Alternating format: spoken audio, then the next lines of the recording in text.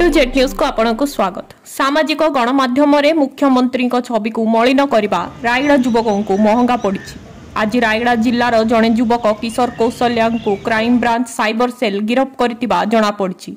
गिरफ किशोर मुख्यमंत्री आपत्तिजनक दृश्य को सोशल मीडिया फेसबुक रे एक मॉब्ड एवं आपत्तिजनक वीडियो प्रसारित करथिले। यह प्रसारण हेबा परे जड़े नागरिकों द्वारा एक अभियोग दाखल करा जायतिला, जेउथिरे ओडिशार माननीय मुख्यमंत्री को टार्गेट करी करा जायतिबा अभियोग हेबा सह एक फेसबुक पृष्ठारु शेयर करा जायतिबा वीडियो रे मुख्यमंत्री को अश्लील भाव में दर्शा जायतिबा अभियोग होइतिला।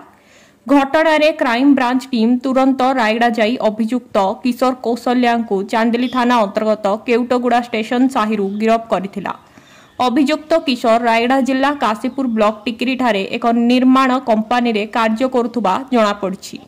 जिलार टिकनिकी खबर देखिबा पई हमर यूट्यूब चैनल को सब्सक्राइब करंतु एवं फेसबुक पेज को फॉलो करंतु।